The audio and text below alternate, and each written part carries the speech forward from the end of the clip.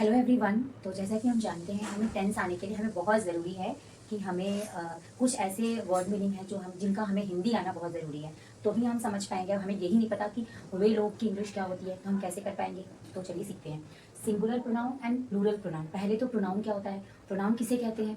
Pronoun जिसे हिंदी में हम सर्वनाम कहते हैं। सर्वनाम किसे कहते हैं, किसी संज्ञा के स्थान पर प्रयोग किए जाने वाले शब्दों को सर्वनाम कहते हैं। और इसे ही इंग्लिश में क्या बोलते हैं, pronoun is use to place of noun. Pronoun is use to place of pronoun. जैसे कि मान लीजिए क्या है, मोनू है।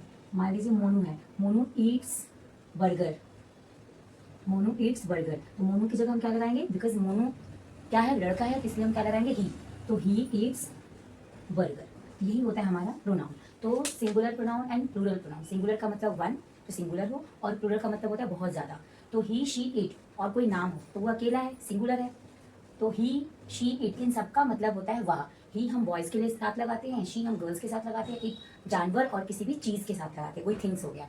आई का मतलब होता है मैं, जो आई का मतलब होता है मैं, आई मैं, वी हम लोग, यू तुम, दे वे लोग, है ना। जैसे वे लोग खेल रहे हैं तो दे आर प्लेइंग, हम लोग पढ़ रहे हैं तो वी आर स्टडिंग, मैं खा रही हूँ तो आई एम ईटिंग। तो अब हम आते हैं टेंसेज पे। टेंसेज यानी कि कॉन्टिन्यूअस टेंस। कॉन्टिन्यूअस टेंस क्या होता है, जिसमें काम कोई चीज चल रहा हो, चाहे वो प्रेजेंट में हो, चाहे वो पास्ट में हो, चाहे वो फ्यूचर में हो। प्रेजेंट में है तो कंटिन्यूअस काम चल रहा है, पास्ट में तो चल रहा था, और फ्यूचर में है तो चल रहा होगा, यानी कि चलेगा, जो काम फ्यूचर में होगा। चलिए देखते हैं। प्रेजेंट कॉन्टिन्यूअस का रूल क्या होता है, subject is am are plus V one plus I N G plus object. अच्छा, सब्जेक्ट क्या होता है, जो काम करता होता है, जो काम कर रहे हैं, वह नाच रही है तो कौन नाच रहा है, वह, तो वह हो जाएगा हमारा सब्जेक्ट। अब आते हैं पास्ट कॉन्ट। सब कुछ सेम है, बस हमारा हेल्पिंग वर्ब अलग अलग हो जाएगा। हेल्पिंग वर्ब अगर इज एम आर है तो प्रेजेंट है, वॉज वर है तो पास्ट है, विल बी शैल बी है तो फ्यूचर है। तो देखिए, पास्ट कॉन्टिन्यूअस का subject plus was were plus V one plus I N G plus object. Future continuous subject plus will be shall be plus V one plus I N G plus object. यहाँ पे मैंने कुछ sentences लिखे हैं, आप देख सकते हैं। वह सो रही है। अच्छा, कैसे पहचानेंगे कि ये प्रेजेंट है, पास्ट है, फ्यूचर है। प्रेजेंट है तो है, पास्ट है तो था, फ्यूचर है तो गा, इससे हम पहचानेंगे। तो वह सो रही है, तो वह की इंग्लिश हो जाएगा शी। लड़की है तो शी, लड़का है तो ही। तो शी के साथ हम क्या यूज करेंगे, सिंगुलर प्रोनाउन हेल्पिंग वर्ब, तो हमारा आ जाएगा इज। तो शी इज स्लीपिंग। स्लीप सोने की इंग्लिश होती है स्लीप, और उसमें वर्ब में आईएनजी लगा देंगे तो क्या बन गया, स्लीपिंग। वे लोग खा रहे हैं तो दे आर ईटिंग। दे के साथ हम क्या लगाएंगे, क्योंकि प्लूरल है तो हमारा प्लूरल हेल्पिंग वर्ब आएगा, जो कि आर है।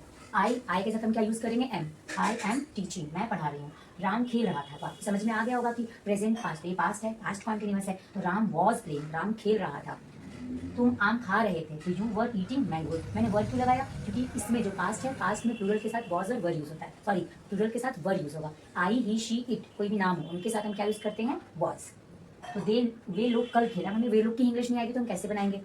तो वे लोग की इंग्लिश क्या होती है, दे। तो दे वर प्लेइंग यस्टरडे, कल खेल रहे थे, तो यानी कि बीते हुए कल की बात हो रही है। आने वाले कल की बात होगी तो टुमारो, आज की बात होगी तो टुडे, और बीते हुए की होगी तो यस्टरडे, जो मैंने बता दिया। तुम कल जा रहे होंगे तो you will be going tomorrow, कल यानी कि जो आने वाला कल है।